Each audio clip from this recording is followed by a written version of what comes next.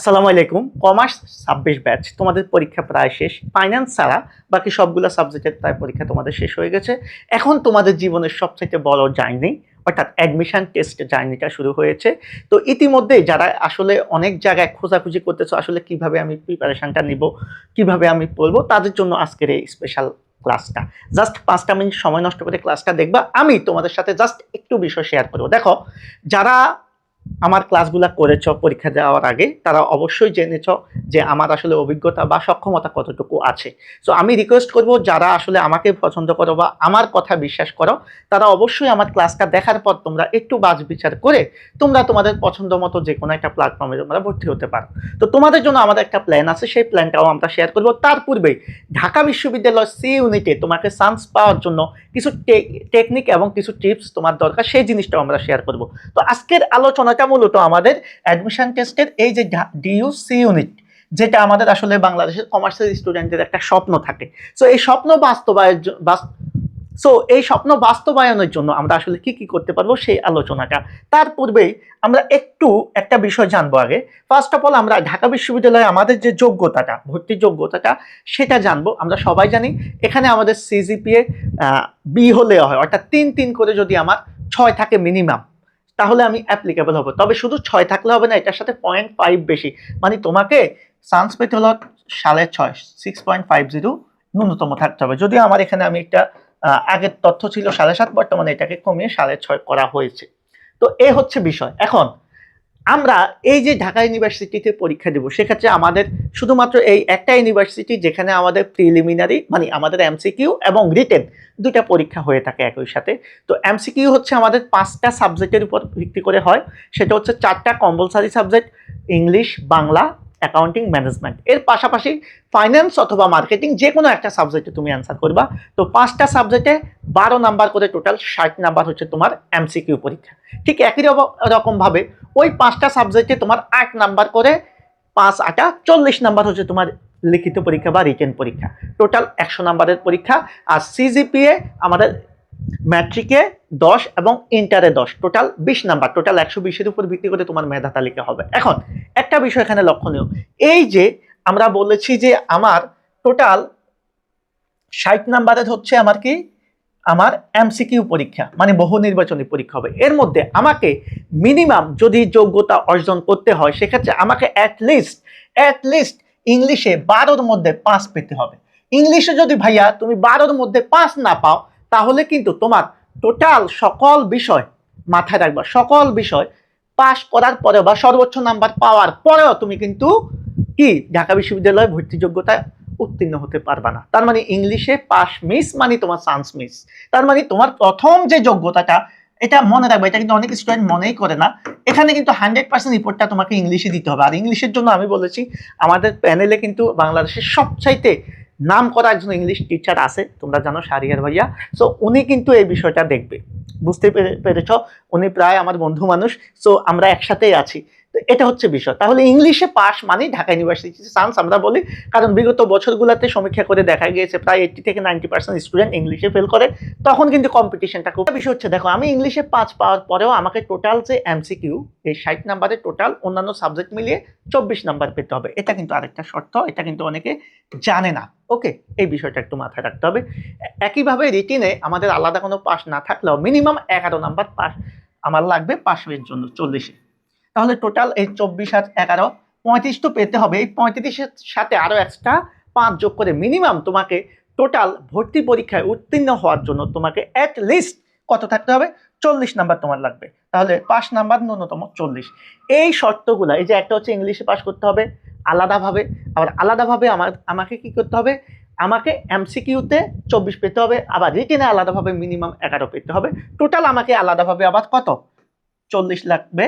আর আরেকটা বিষয় হচ্ছে, আমাদের সিজিপিএ 6 হলেও আমাদের টোটাল মোট মিনিমাম 6.5 লাগবে।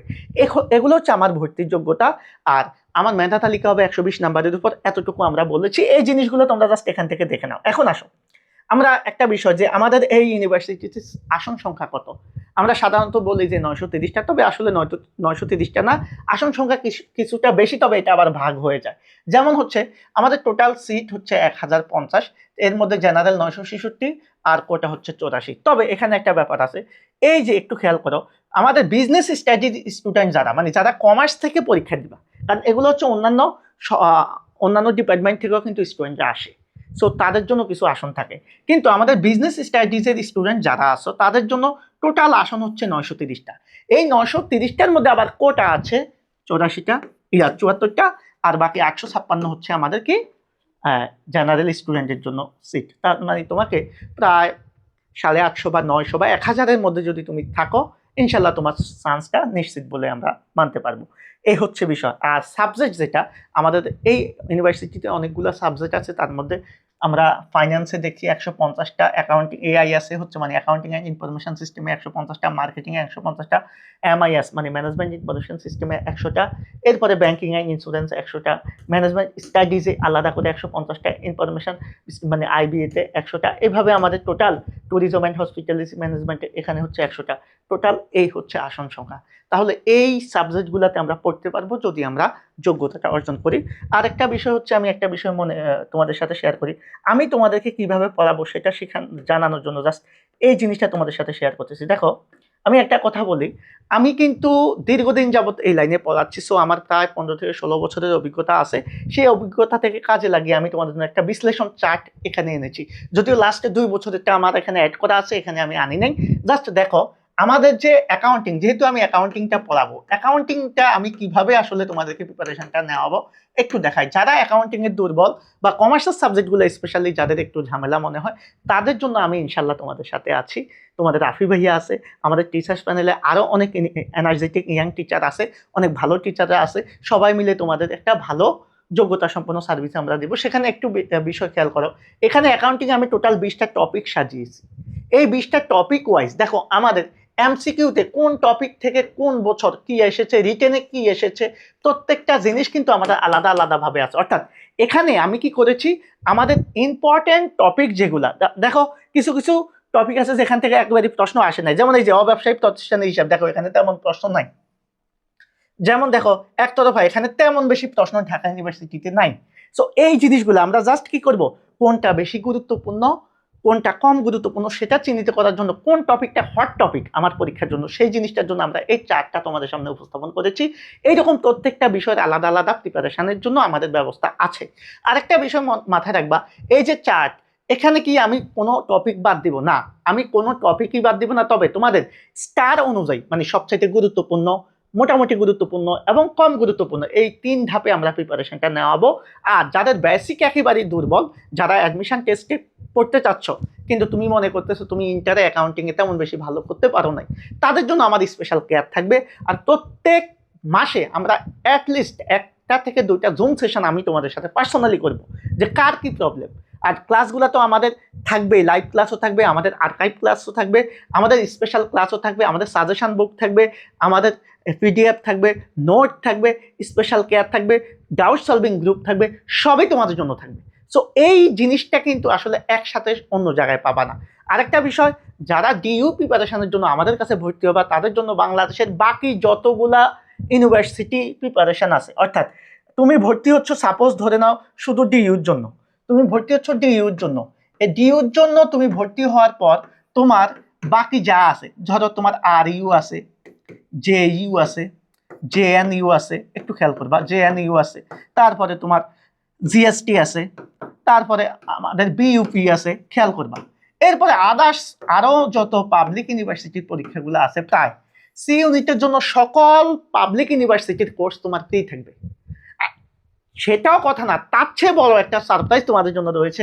অনেকেই দেখবা এক্সাম ব্যাচ নামায় কিনা বলো তো, এক্সাম ব্যাচ নামায়, সেটার জন্য আলাদা ফি নেয় না। আমাদের জন্য তো, আমাদের সাথে যদি তোমরা থাকো, ইনশাল্লাহ তোমাদের জন্য এক্সাম ব্যাচটাও আমরা টোটাল ফ্রি করে দেবো, টোটাল ফ্রি। এটা হচ্ছে আমার তোমাদের প্রতি আমার কমিটমেন্ট। তার মানে একসাথে কিন্তু তুমি সব পেয়ে যাচ্ছ, সকল ইউনিভার্সিটি সি ইউনিটে যা যা দরকার সবই এখানে পেয়ে যাবে। আর সবচাইতে গুরুত্বপূর্ণ বিষয় হচ্ছে, আমি যেহেতু তোমাদের সাথে থাকবো, ইনশাল্লাহ তোমাদের যে কোনো প্রবলেম, যে কোনো সমস্যা ইনশাল্লাহ আমার সাথে শেয়ার করতে পারবো, যেটা অন্যান্য প্রতিষ্ঠানে হয়তোবা তুমি ওইভাবে পারবা না। আর আরেকটা বিষয় হচ্ছে, এত কিছুর পরে অনেক স্টুডেন্ট আছো বলতে পারো যে ভাইয়া আমি শুধু অ্যাকাউন্টিংটা করতে চাই, আমি শুধু স্পেশালি অ্যাকাউন্টিংটা করতে চাই আপনার কাছে। তাদের জন্য স্পেশালি আমার আলাদা একটা অ্যাকাউন্টিং কোর্স আসবে। সো যারা শুধুমাত্র শুধুমাত্র তুমি মনে করতেছো যে না আমার সব কিছু লাগবে না, আমি বাকিগুলা বুঝবো বা পারবো, আমার অ্যাকাউন্টিং এর সমস্যা, আমার কিসের সমস্যা? অ্যাকাউন্টিং এর সমস্যা। সো আমার যদি অ্যাকাউন্টিং এ প্রবলেম হয়, সো অ্যাকাউন্টিং কোর্স আপনি করাবেন কিনা স্পেশালি? আমি বলবো হ্যাঁ, স্পেশালি কিন্তু আমি একটা অ্যাকাউন্টিং কোর্স আনবো, এটা হচ্ছে স্পেশাল। এটা কিন্তু অন্য কেউ করায় কিনা আমি জানি না। স্পেশাল অ্যাকাউন্টিং কোর্স বাংলাদেশে শুধুমাত্র আমি করাবো। স্পেশালি অ্যাকাউন্টিং এর যতগুলা টপিক আছে প্রত্যেকটা একেবারে বেসিক থেকে শুরু করে অ্যাডভান্স লেভেল পর্যন্ত তোমাদের প্রিপারেশন আমি করে দেব। সো যারা যারা আমার এই ভিডিওটা দেখবা অবশ্যই একটা জিনিস রিকোয়েস্ট করবো, আমার উপর বিশ্বাস রেখে যারা আমার ক্লাস করেছে অথবা ইউটিউবে আমার ক্লাস দেওয়া আছে রাশেদ স্যার অ্যাকাউন্টিং, এই ইউটিউব চ্যানেলে যাবা রাশেদ স্যার অ্যাকাউন্টিং লিখে, হ্যাঁ জাস্ট সার্চ দিলেই চলে আসবে। সবার আগে রাশেদ স্যার অ্যাকাউন্টিং লিখবা, লেখার পরে তোমাদের এই চ্যানেলটা চলে আসবে। এই চ্যানেলে গিয়ে জাস্ট আমার কিছু ক্লাস দেখবা, আমি আমার কথা বলবো না, বাকিটা তোমার বিবেচনা করবা। আর যোগাযোগের জন্য কি করবা, স্পেশালি আমি একটা হোয়াটসঅ্যাপ নাম্বার দিচ্ছি 01682900355, এই নাম্বারে জাস্ট হোয়াটসঅ্যাপ করবা। হোয়াটসঅ্যাপ করে জাস্ট আমাকে বলবো যে ভাইয়া আমি আপনার ভিডিওটা দেখেছি, বা আমি আপনার ক্লাসটা করতে চাই, বা আমি আপনার স্পেশাল অ্যাকাউন্টিং কোর্সে ভর্তি হতে চাই, সেটা করতে পারো। আবার যদি মনে হয় যে না আমরা টোটাল সি ইউনিটের টোটাল কোর্সটা করবো, সেটাও তোমাদের ইচ্ছা। তো তোমাদের জন্য সকল সুবিধায় আমরা দেখেছি। আমি একটা জিনিসই রিকোয়েস্ট করবো, ভাইয়া জীবনে অনেক কিছু করেছো, শেষ মুহূর্তে এসে একেবারে জীবনের সবচেয়ে গুরুত্বপূর্ণ ডিসিশনটা এখন তোমার হাতে।